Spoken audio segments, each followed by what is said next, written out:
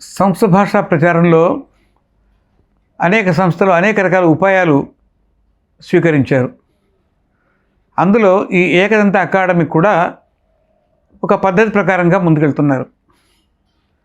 వీళ్ళు మొదట జూబ్లీ హిల్స్లో సంస్థ ప్రారంభం చేసినప్పుడు మొదటి ప్రారంభోత్సవానికి వెళ్ళాను.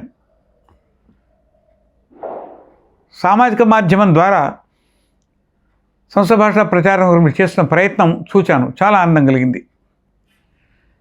మనమైతే దశదిన సంభాషణ శిబిరాల్లో ప్రత్యక్షంగా జరుపుతున్నామో అదే పద్ధతిలో కూడా వీళ్ళు 2, 3, 4 బాలబాలికలను విడివిడిగా కూర్చోబెట్టేసేసి పరస్పరం మాట్లాడుకునే పద్ధతిలో చూపించే ప్రక్రియ కూడా చాలా ఆకర్షణంగా ఉంటుంది.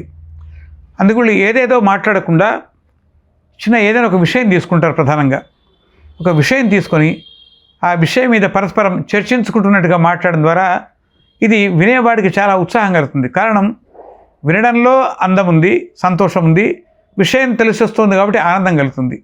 ఆ రకంగా పిల్లలే కాకుండా పెద్దవాళ్ళు, ముఖ్యంగా యువకులు ఇలాంటి ఒక ఎపిసోడ్ చూసి చాలా ఆకర్షితులు అవుతున్నట్టుగా మనకు చాలా వరకు కనిపిస్తుంది.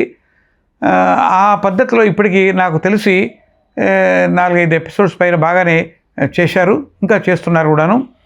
3,000 మంది 4,000 మంది విద్యార్థుల దాకా ఈ వీటి ద్వారా సంభాషణ సంస్థని నేర్చుకుంటున్నారనే విషయం మనం తప్పనిసరిగా గుర్తించదగింది. కాబట్టి ఏకాంత అకాడమీ చేస్తున్న ప్రయత్నము ఈ పద్ధతిలో చేయాల్సిందే. మనం సంస్కృత భారతి కూడా ఈ వ్యవహారకు ముందుగా వదతు సంస్కృతం అన్న చిన్న పుస్తకాన్ని మొదట మనం వేశాం. వాళ్ళ పదకోశం కూడా అవే, అందులోంచి పదాలే తీసుకొని చేస్తున్నారు. ఈ వదతు సంస్కృతం అనేటువంటి చిన్న కరదీపికలాగా జేబులో పెట్టుకుని ప్రయాణంలో వెళ్ళేప్పుడు వాక్యాలతో నాకు అనుభవం ఉంది. ఎవరికైనా మనము ఇంటికి వెళ్ళినప్పుడు వదతు సంస్కృతం పుస్తకం ఇచ్చి ఎప్పుడో నెల తర్వాత 2 నెలలకు వాళ్ళ ఇంటికి వెళితే నమస్కారామోదయ అని అనడము, పునర్మిలామహ అనడము, ధన్యవాద, ఇలాంటి చిన్న చిన్న పదాలు అకస్మాత్తుగా యాదృచ్ఛికంగానే అంటున్నట్టుగా చూస్తున్నాను. కారణం, అప్పుడో ఇప్పుడో మళ్ళీ ఏకదంత వాళ్ళ యొక్క ఎపిసోడ్ చూస్తున్నారో లేకపోతే మా వదతు సంస్కృతం పుస్తకం చదువుతున్నారో తెలీదు. ఇలా క్రమంగా మాట్లాడాలి అనే యొక్క భావన ఈనాటి సగటు యువతలో, బాలులో క్రమక్రమంగా వస్తున్న పరిణామాన్ని గమనిస్తున్నాం.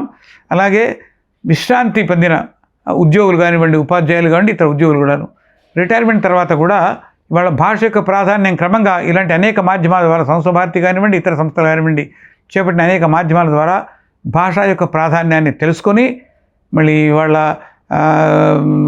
చదువుతున్న యొక్క భగవత్ సంబంధమైన మంత్రాలు నిర్దిష్టంగా చదవడం కొరకు కానివ్వండి, భగవద్గీతను బాగా తెలుసుకోవడం కొరకు కానివ్వండి, రామాయణ భాగవతాలు తెలుసుకోవడం కొరకు కానివ్వండి, సంస్కృత భాషను క్రమంగా అధ్యయనం చేయాలి అన్న కోరిక చాలామందిలో పెరగడం కూడా ఇది ఇవాళ మనం చెప్పుకోదగిన అంశం.